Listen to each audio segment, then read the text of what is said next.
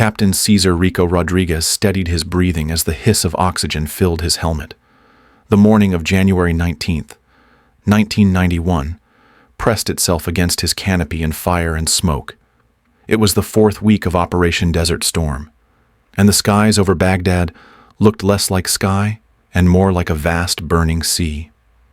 Below him, waves of F-15s swept in low, their silhouettes darting through columns of black smoke as bombs tumbled away in synchronized arcs.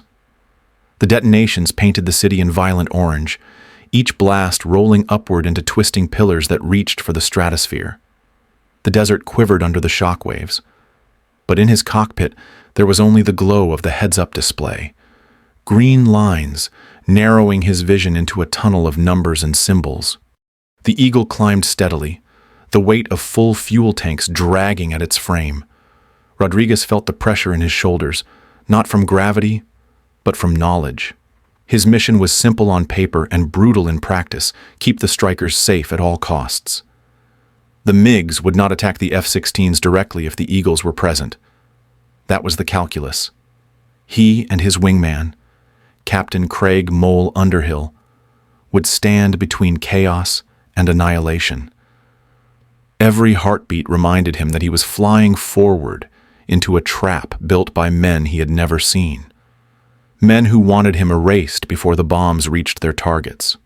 The cockpit carried its own soundtrack. Warning tones pulsed faintly in the background, reminders of distant radars searching. The scope on his console painted faint returns, little more than static in the haze, but each flicker carried the promise of an enemy.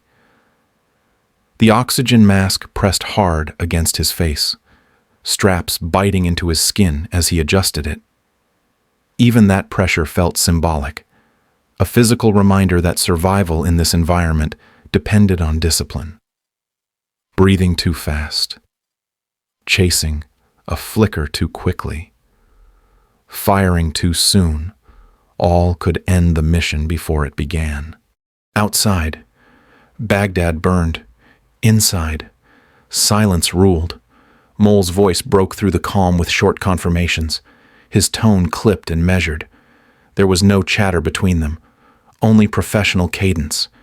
They did not need words to acknowledge the stakes.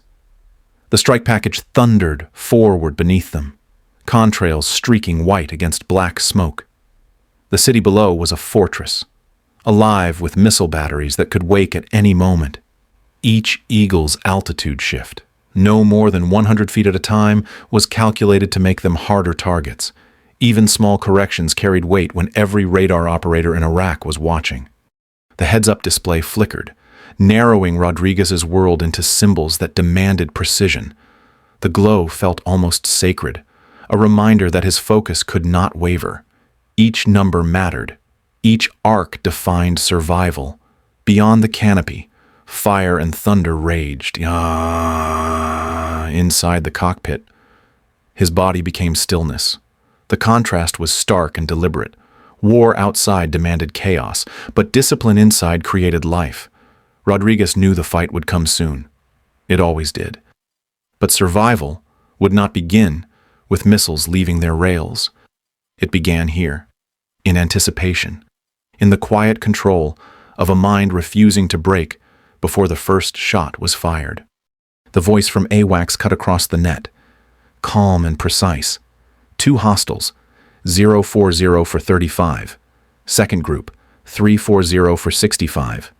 Mark White's delivery was steady, as if he were reading a weather report rather than painting threats in the sky.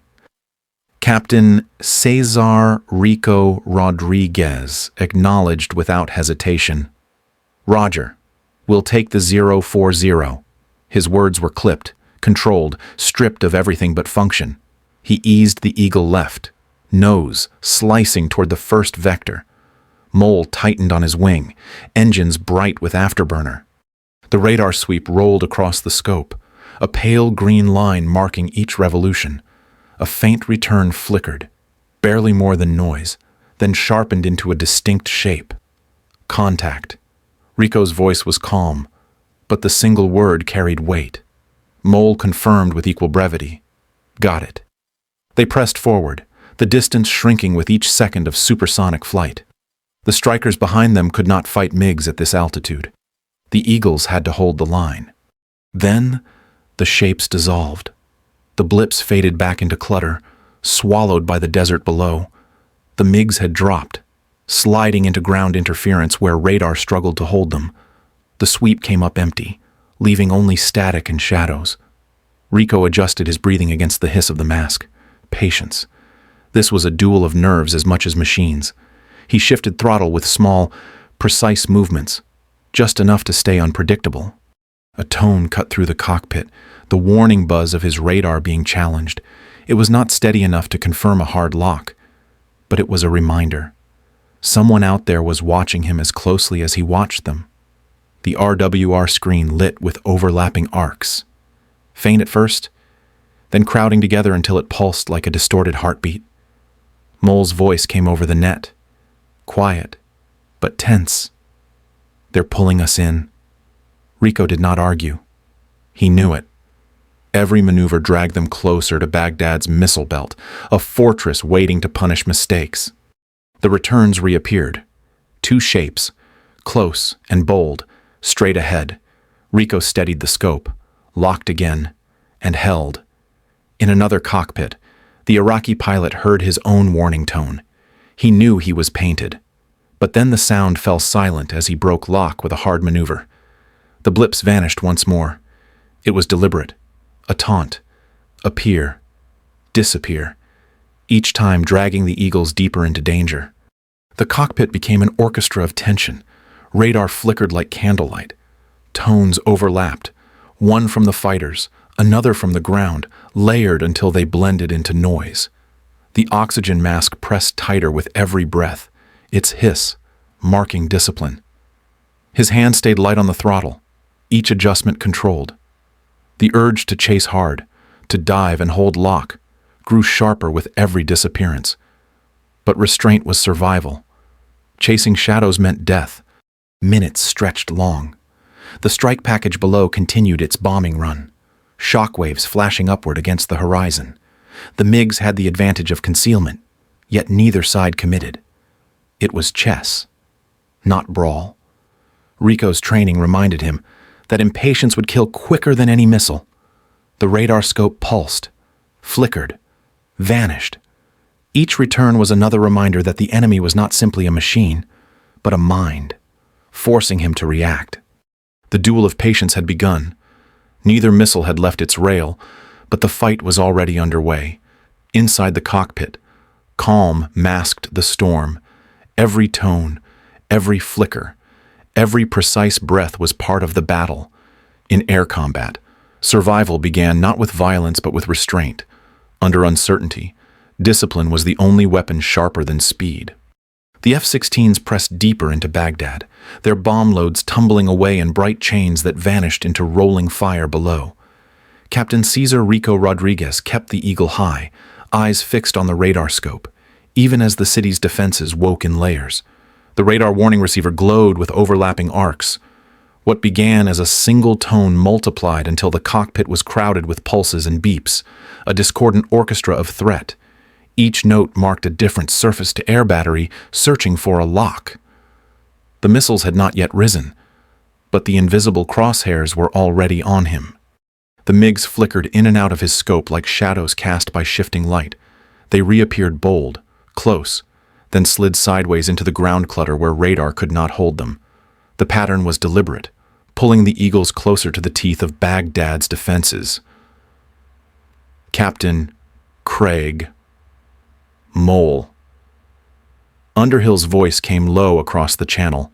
"They're dragging us in." Rico did not answer at first. He knew every mile pressed them closer to the missile belt, yet breaking away meant exposing the strikers. The choice was a noose tightening either way. In the back of the AWACS console, Mark White leaned forward, eyes fixed on the crowded screen. His scope was a storm of signals, each return layered over the next until the picture felt unreadable. Protocol demanded detachment. The Eagles were moving beyond his sector, and another controller should take over. Yet his gut told him not to look away. He saw two MiGs in front, dancing with the radar. Then a third emerged from low on the left, its signal faint, almost ghost-like. This fulcrum was running dark. Radar switched off, slipping in unseen. White checked the distance. 18 miles. The eagles flew straight, unaware. Inside Rico's cockpit, tones sharpened. His instruments painted fragments of the ambush, but not the whole picture. He steadied his breath, oxygen mask hissing in rhythm, and shifted throttle. The eagle vibrated under the strain. He knew something was wrong, but without confirmation, he could not act. He waited. Every nerve coiled. White's throat was dry. He hesitated, torn between protocol and instinct. If he cut across the channel now, he risked jamming the net at the worst possible moment. But if he stayed silent, the fulcrum would slip a knife into Rico's flank. 16 miles. 15. He could almost feel the moment breaking. Finally, he spoke. Pop-up contact. 330 for 13. His voice cut through the net, urgent and unmistakable. Rico reacted instantly. His thumb slammed the fuel jettison switch. The heavy external tanks tumbled away, spinning into the void, a sacrifice of weight for survival. He yanked hard on the stick. The eagle rolled and carved into a sharp turn, vapor curling from its wings. The G-force hit him like a hammer, crushing his chest, narrowing his vision to gray tunnels. His jaw clenched as he forced breath against the weight. The radar scope lit bright with a new return. 8 miles. A fulcrum, charging, head-on. The cockpit was alive with warning tones, a cacophony that blurred into a single roar. Yet through the chaos, one voice had broken silence, and that had made all the difference. The duel was no longer shadows on a screen. The trap had sprung, and the fight was real. The shrill tone in Captain Cesar Rico Rodriguez's headset did not fade. It was not the faint warning of a distant radar, but a hard spike, unwavering and merciless. His display burned with the bright symbol of a MiG-29.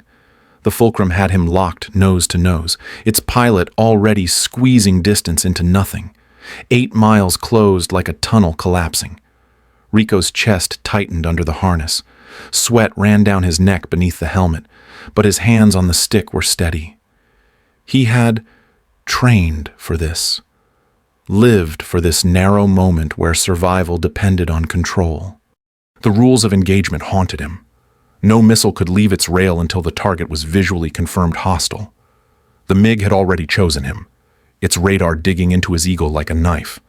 Every instinct screamed to fire, to unleash the sparrow that waited armed beneath his wing. But instinct did not win wars. Discipline did. Mole's voice cut through the roar of tones, low but urgent. "We need the code." His hands scrambled over the console, searching for the challenge and response sequence that confirmed identity. The seconds bled slowly, each one louder than the last. The shriek in Rico's headset sharpened, steady, relentless. It was the sound of a clock ticking down his life. The desert rolled beneath them, indifferent. Baghdad's smoke boiled upward, black columns rising against the dawn. The eagle vibrated under strain, metal groaning as Rico held his turn. He forced air past his teeth, fighting the weight of 9 Gs, each breath like dragging iron through his lungs. His vision tunneled gray, but his focus stayed pinned to the radar contact burning bright ahead. The fulcrum was still there, and so was death. Mole's voice came back, crisp through the static. Hostile confirmed. Rico did not hesitate. Fox 1. The words were calm, clipped, the release of pressure through discipline. His thumb pressed down. The AIM-7 Sparrow leapt from its rail in a column of fire and smoke. The missile streaked forward, its engine burning white, a thin line of fury cutting through the sky. Rico twisted to follow, straining against the seat as vapor trailed off his wings. For an instant, the fulcrum was only a blur of green camouflage and sharp wings closing head-on. Then the Sparrow found it. A flash bloomed against the horizon, brilliant and violent, a flower of fire opening in the desert sky. The MiG crumpled nose first, its frame disintegrating in sparks and fragments. Pieces spun away in a black trail, tumbling into the sand far below. The lock tone vanished, cut off mid-scream. The silence that followed felt louder than the explosion. Rico's chest hammered as he steadied the jet. Mole slid back into formation, his voice taut but edged with awe. Splash 1. The words confirmed what the fireball had already declared. There was no cheer in the cockpit, no celebration, just the measured calm of professionals who knew another threat was already circling. Rico adjusted his grip on the stick, shaking sweat from his brow inside the helmet. His body ached from the strain, but the jet was solid beneath him, alive, waiting for his next move. The Sparrow's smoke trail lingered like a scar across the sky, a reminder of what had been unleashed. It was not rage or desperation that had fired it, but restraint.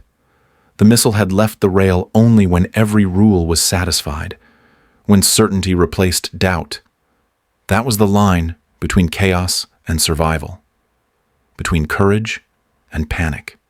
Rico knew the lesson intimately. Courage was not about pulling the trigger first. It was about waiting, even with death staring back through radar beams, until the moment demanded action. Only then could violence be unleashed with precision. The fulcrum's fragments falling into the desert were proof. The fight was far from over, but discipline had already drawn its first line in fire. The second MiG came fast, closing the gap with brutal speed. Supersonic approach compressed distance into seconds, and then there was no horizon, only a blur of metal flashing across Rico's canopy. The Iraqi fighter streaked by so close that the roar of its engines shook his bones. Instinct pulled at him to fire blind. But there was no time. They had merged, locked together in a duel where geometry ruled survival. Rico yanked the Eagle hard into a left turn. The canopy rattled, the airframe groaned under stress, and vapor streamed from the wingtips in curling arcs. 9. Then 10 Gs slammed into his body, pressing him into the seat until every muscle screamed. His vision tunneled gray at the edges, narrowing to a circle where only the MiG's tail mattered. He forced breath through the mask, each inhale like dragging stone across his chest. Sweat rolled down his forehead, stinging his eyes, but his grip never loosened. The MiG swung wide, banking into its own circle, each pilot fighting to cut inside the other's turn. The desert below spun in dizzying spirals, horizon tilting one way, then another. The duel became a geometry problem measured in seconds and degrees. Rico knew patience was as lethal as missiles. He held his arc, every adjustment small and deliberate. The Sidewinder seeker tone chirped in his ear, faint at first, like a heartbeat waiting to quicken. He angled closer, inching toward a firing solution. But the Fulcrum pilot was skilled, refusing to give his flank. They tightened circles, bleeding speed and altitude with every revolution. The spiral dragged both fighters down, lower and lower, the desert floor rushing closer. Dust and heat shimmer blurred the horizon. 10 Gs again. Rico's body screamed in protest. Muscles trembled under the strain. Vision dimmed further. But his hands never faltered on the stick. The MiG flashed past his canopy once more, a blur of camouflage and sunlit metal. The roar rattled through him in chi. And then the spiral tightened again. Mole's voice broke in from above, sharp with urgency. "I can take him." Rico answered with calm that cost effort. "Negative. Hold. This one is mine." It was not bravado, but certainty. He felt it in the rhythm of the fight. The Iraqi was flying on desperation, pushing harder each turn. Rico clung to patience, holding his altitude, refusing to be dragged where instinct demanded chase. The Sidewinder tone chirped louder, more insistent. He steadied, closing the distance inch by inch. Then the MiG rolled inverted, nose plunging toward the desert. It was a desperate gamble, a final attempt to shake pursuit. Engines howled, afterburners flaring like twin spears. Sand and sky filled the Iraqi canopy. Rico did not follow. He broke high, leveling his eagle above the dive, watching with grim clarity. The Fulcrum's descent steepened, its frame straining past limits. G-forces crushed the pilot inside, the wings bent against pressure they were never meant to bear. For a moment, it looked as if recovery was possible, nose jerking upward in a last attempt at control. But the desert rose faster. Impact came sudden and final. A plume of sand and fire erupted, blooming upward before fading into a black column of smoke. Rico steadied his breathing, chest hammering from the strain. The warning tones fell silent. The seeker tone quieted. The spiral of death ended not with a missile, but with patience.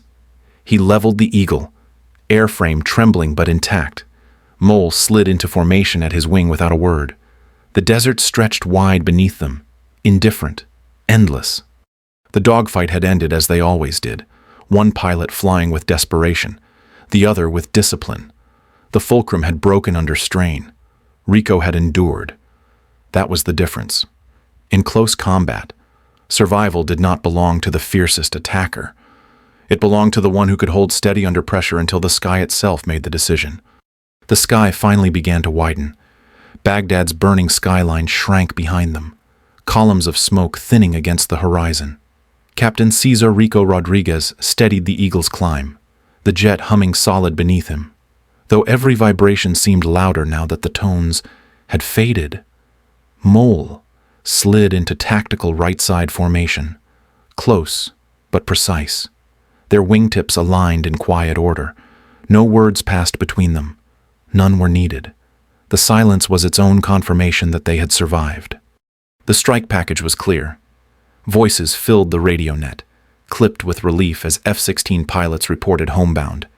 Their chatter carried a different rhythm now, no longer tight with tension, but lighter, almost grateful. Rico listened but did not relax. His eyes kept moving, scanning arcs of blue above and stretches of desert below. Vigilance remained his companion. The fuel gauge needle edged lower than he had planned, enough to return, but not with comfort. He felt the weight of every mile still between them and home.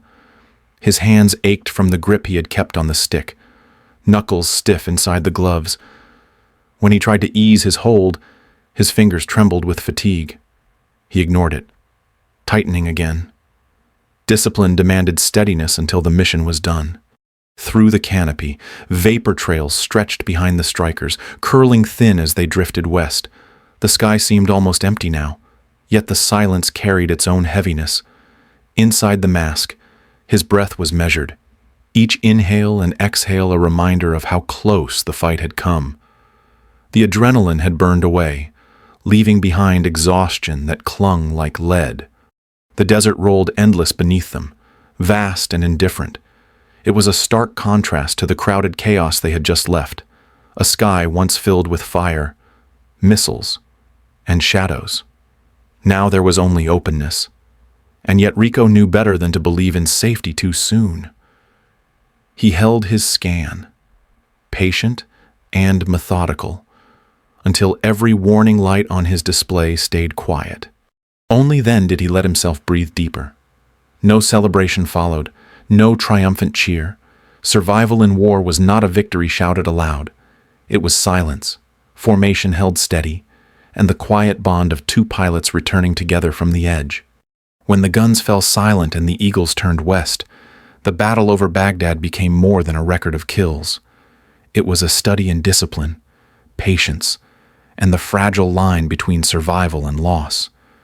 The engagement revealed the strength of the triad that had carried the day AWACS surveillance. Eagle, firepower, and pilot restraint. Each element was essential, but none would have mattered without the steady hand of a man who knew when to wait and when to strike. The Iraqi Fulcrum pilots were no amateurs. They exploited radar blind spots, used ground clutter to vanish, and drew the Eagles toward the SAM belt where dozens of batteries waited. It was a trap designed with precision, and for a time it nearly worked. Their maneuvers were skilled, even audacious. But combat is not judged by the first move. It is decided in the strain that follows, and there the difference emerged. Under pressure, skill bent into desperation. Rico's strength was not in firing first, but in holding fire until certainty, with every shrill tone in his headset reminding him that a missile could come at any second. He still waited for the code, for the visual, for the confirmation that made the difference between chaos and control. When his Sparrow missile leapt from the rail, it was not a reflex, but a decision shaped by discipline. That choice turned the trap back on its architects. Each MiG destroyed that day was more than a tally. Every falling fireball wrote a new line across the desert sky, a reminder to both sides that air superiority was shifting. Iraqi confidence eroded as surely as their numbers, while coalition resolve hardened. By mastering the skies, the ground war below moved towards certainty long before tanks rolled forward. Technology mattered.